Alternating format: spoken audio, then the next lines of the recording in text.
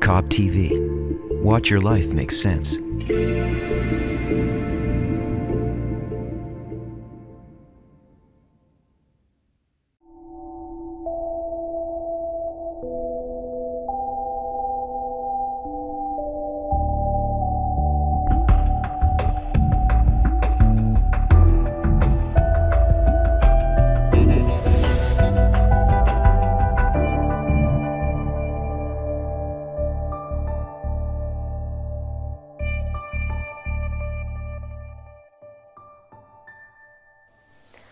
Hello everyone, welcome and thank you for joining to another Ask the Kabbalist show. With me, as always, ready to answer all your questions, Dr. Michael Laitman. Hello everyone. So before we'll begin with the first question, I'll remind you that you can send questions through tv.Kabbalah.info. You go there to our Ask the Kabbalist page and you can submit video questions or audio questions or text questions, and there's a very user-friendly interface there allowing you to do all that. Let's begin right away with the first question. This one is coming from Greg. He's from New York. He sent us a video question. Let's watch it. Hello, my name is Greg. I'm from New York, and I think a lot about the energy, the environment, and resources. And I see a lot of problems and wonder why we don't do, as a collective society, as countries, as smaller communities, why we don't do what we should be doing when we understand what the problems are. If we were animals, we would have functioned much better than we do as people. An animal, in time of trouble, it forgets that it's supposed to eat other animals and do something. They all get together and suppose escape a fire or a tsunami. Yeah, they even they run away faster or earlier. Sometimes they can feel the troubles coming. Yeah. We, as people, if we were like animals, we were supposed to unite a long time ago and to escape this evil that's really coming up as a tsunami, and everyone feels that we aren't headed for the better. So why don't they turn? Exactly what Greg asked. That's exactly what he says, because we're worse than animals. We have an ego, an evil inclination that doesn't let us unite. And despite this whole great big problem coming down upon humanity, the general crisis and all that we're engaged in this world, we nonetheless keep in the same direction. And educators and scientists, philosophers, politologists, sociologists, all of them, as if they're not wise people, they're ready to really be butchered. And till when? It's really aimed so from above in nature that nonetheless we have to perform self-scrutiny. First of all, not to escape instinctively like animals, but consciously, finding out what's going on, what do we have to do, and the wisdom of Kabbalah reveals itself here. And I'll tell you, as much as we appear all over the world, it's like a cry in the desert, without an answer. Why? I think that's what Greg is asking. He asked it from a different perspective, but still, why? If people see that there are problems, no one can deny that there are problems. The ecological crisis that is approaching and is kind of closing in on us from every different aspect of life, the economic crisis as well, it's not just ecology. If people are aware of the problems and they know that we have to somehow work together in order to solve them, why aren't we doing that? The leaders at least, or... Our ego, it blinds our eyes. It says so, that the ego blinds the eyes of the wise. And that's really the reason I see for it. There is no other reason. And we have no choice. We're headed for the evil and a greater crisis. And undoubtedly that from year to year we'll have more problems with ecology and with human society. And who knows what will come to. But you see, there are many people like him asking, but when will we reach a cry and a decision? Maybe we'll make a revolution. Maybe we'll start connecting through the internet. Let's offer it. Let's start building the environment on the internet. Let's start building such a group. What would you build there? What would you put there? What do you mean by building the A society. human society? A society of people, revolutionaries. Let's make a revolution in the world. We don't need to kill anyone. We don't need to bring anyone down. A revolution in man's perception of the world, of the perception of the future. How should we behave? How should we relate to the world? Let's put together a new environment, and it's possible to do it on the internet. You see that what they're doing there, it as if doesn't work. And I'll tell you why. Because no one goes with the real tool, the instrument against our ego, which is the evil of the world. We know that. That is our problem, our ego, our nature. But no one on the internet or in any of those organizations, none of them have the tool how to overcome man's ego. I'd like to understand the vision.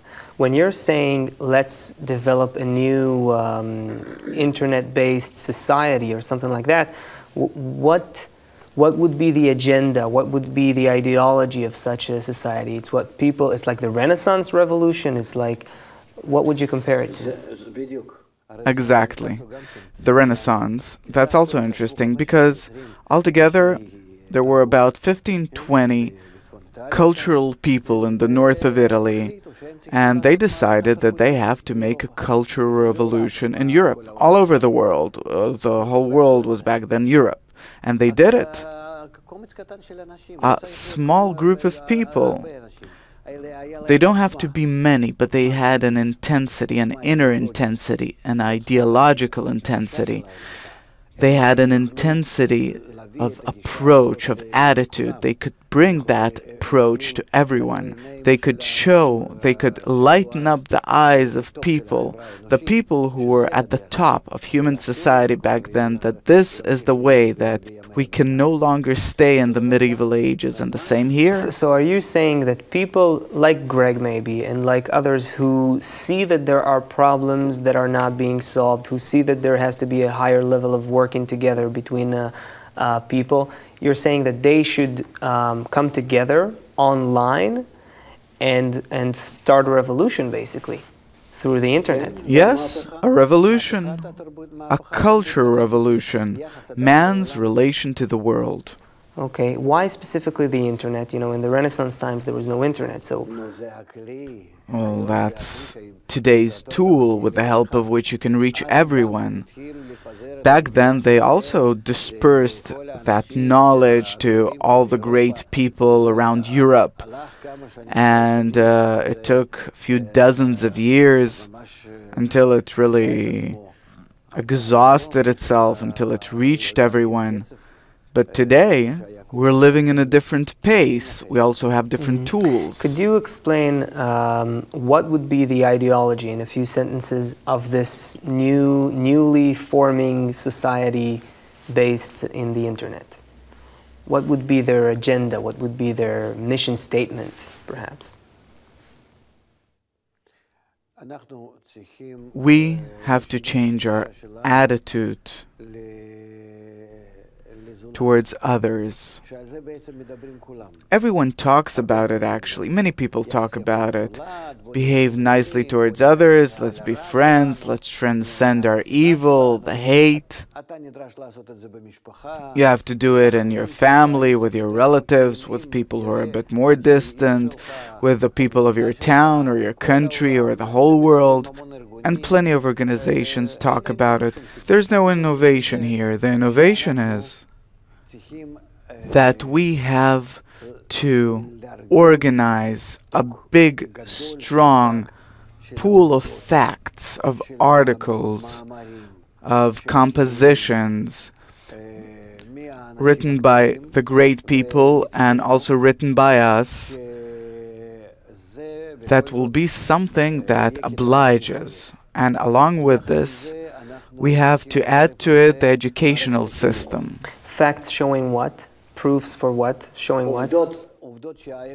Facts that our ego is destructive, that is the reason for the entire destruction in the world, and that we have to change man's attitude towards others. And next to it, we have to develop the educational system. The educational system being like nature. Nature is integral, nature is round, everything has to be in reciprocal connection. That's how we have to bring up the young generation. And on behalf of that organization, we have to open an educational system, a worldwide educational system, so that all the kids all over the world, the young generation, starting their education from the age of 6, 7, they will all be in a uniform educational system. And we see, regardless of how many big such organizations there are, unfortunately, we all know the situation. And that's with respect to the young generation. If in our generation we will develop this new educational system and we'll start dispersing it as much as possible on the internet lines, then of course there will be many people in the world that will connect to it and will want to connect their children to that educational system. And then at least we'll see that around the world you have millions such people that are already getting the integral kind of education, a global education. Meaning these are already people who want to live in a global world. Now, next to that, we have to develop this vast television that could also be on the internet these days, for it to start educating in a pleasant way, in a nice approach, entirely above all the differences and gaps that exist between people, for it to start and explain to all of us what are we supposed to be, how are we supposed to be, according to nature, according to science, according to the different sciences and wisdom that humanity has, that we have to be bonded. Otherwise, we're opposite to nature. We breach the laws of nature. We really place ourselves against nature, and it's a fact. You see how from one month to the next we're undergoing different phenomena, both in human society and also in the world, in nature, the climate, and so on. Very bothering phenomenon. Yes, there is a crisis escalating in every realm today, and it's quite apparent and obvious. So we also have to give this kind of an education to grown-ups, to adults. To the grown-ups, yeah, to everyone. And besides, when there will be many people, which is a great mass of such people, will be able to also influence those organizations that as if are supposed to take care of it, but for some reason they don't really succeed, saying the least. Because they're really sitting on a lot of money and power and great resources, and they have power and the ability to influence and change something, and doesn't work. So for us to be able to penetrate, get in with our plans through those resources to the whole world. And I'll give you an example. You have special universities around the world, special schools in the world that are all on the top, where people even from Europe, from America and Russia and England, from Russia they send their kids to study in England, from Europe to America, and so on. Let's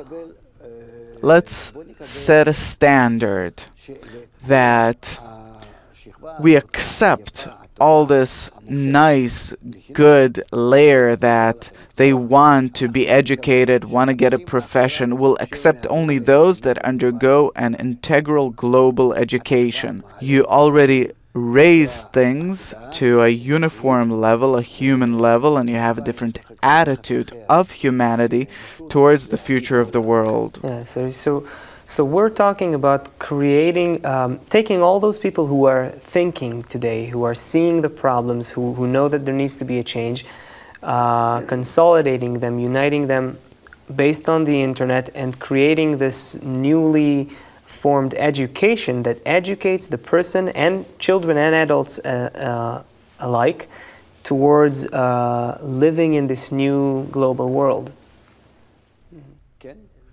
Yes, besides, let's start building a system that encourages people to think about this future, like special prizes for different creations, theater, literature, music, and so on.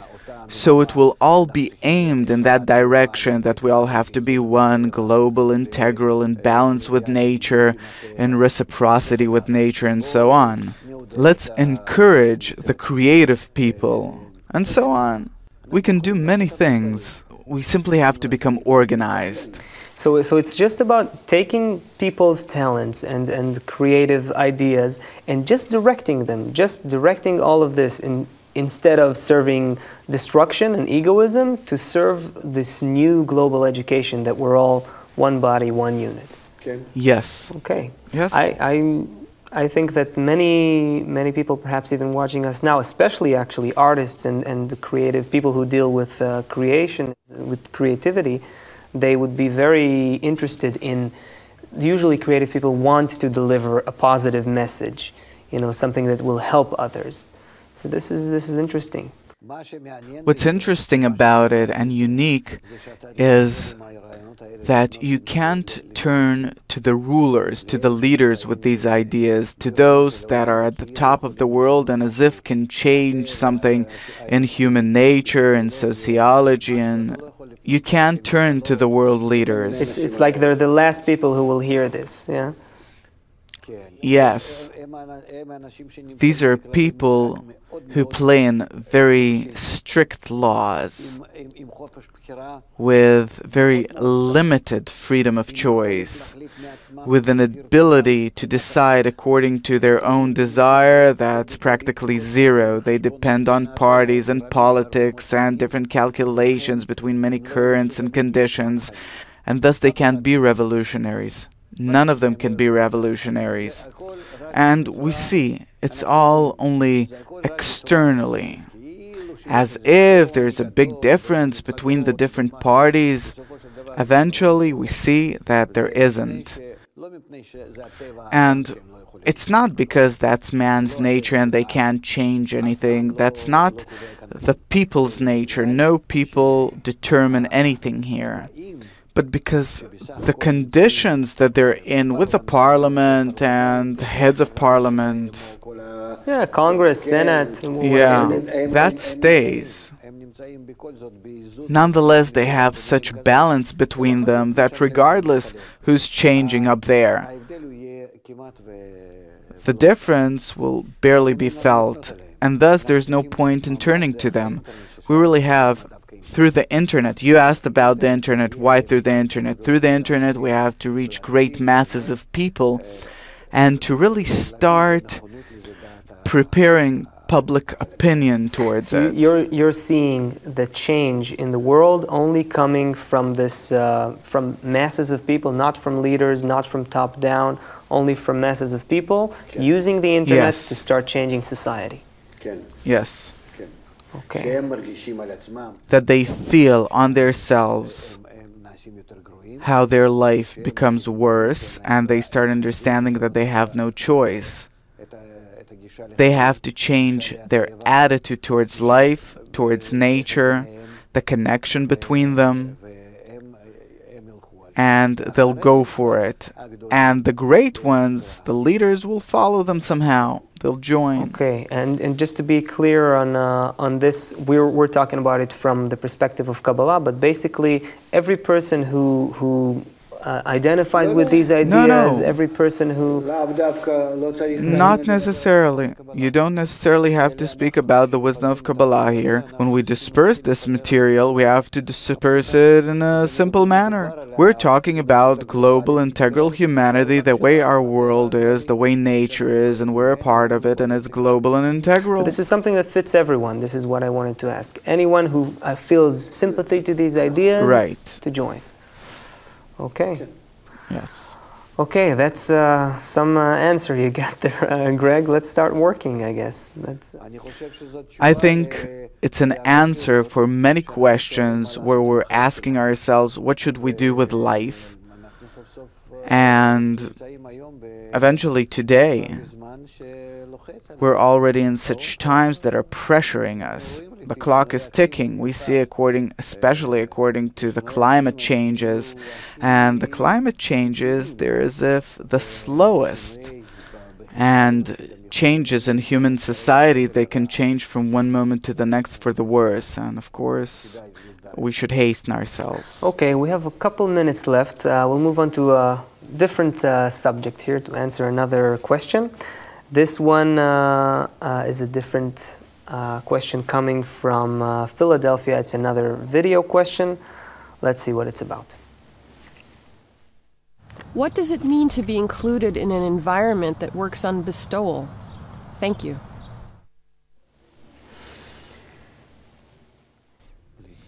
To be included in an environment that works on bestowal, it means that I want to educate myself through the environment to be an integral part of nature, of human nature. That I enter an environment and that environment dictates that we have to be interconnected, that we have to be in the same reciprocal direction. It's not that from this day on we're all alike. Each one's different, but each one listens to the others, connects to others, starts seeing the whole environment as interconnected cogwheels. And then, when a person starts thinking that and relating to this whole integral mechanism with this connected sort of system, he relates differently to everyone, to himself, to others. He also starts feeling himself as obliged to society. It's not that only that he doesn't steal and that's enough, what do you want? But he is obliged to give, to do everything I can actually in favor of the environment, and that's how it will be with everyone. Meaning to be under the influence of an integral environment, it means to be an integral part of it, and that's what nature demands of us. By this we merely keep the laws, the same as we keep the laws of chemistry, of physics, for our own benefit in our world. That's how we have to keep this sociological law, where the connection between us, all in all, it has to be an integral one. There's no word for it. There's no other word for it. And from day to day, it unfolds more and more. Today, no country can detach itself from other countries. Let's try. Take any country. Can you tell them, you can close yourselves and start having this natural kind of household? They can't. Why not? Because it's not that they will be lacking bread and water and natural resources, because inside nature, within nature, we have reached such a state where we're all connected, and this state was more hidden. We had less connection between ourselves, and gradually throughout the development of human society, we've reached a state where we're incapable of disconnecting, and thus today whoever wants to disconnect will be like a person going into the desert and take the biggest and strongest country. If it'll want to do that, that's what will happen. And we see that there are many regimes around the world that as if they come, we will do this and that now on our own. You see, in a few years, like with Cuba, for example, really, that's an example. And it will also happen in Latin America with many regimes. Today, whoever wants to isolate himself is really going to destroy himself. So this new approach, this new attitude to each other is something that all of humanity is now beginning to transform towards, and we have to push it, basically, to encourage it. Yes? Yes. Yes. Okay, thank you very much, Dr. Laitman, for today's answers. Thank you for your questions. You can send more questions on tv.Kabbalah.info. You go to our Ask the Kabbalist page, and you can submit your questions through audio, video, or type a text question. That's it for today. Thank you for being with us, and all the best.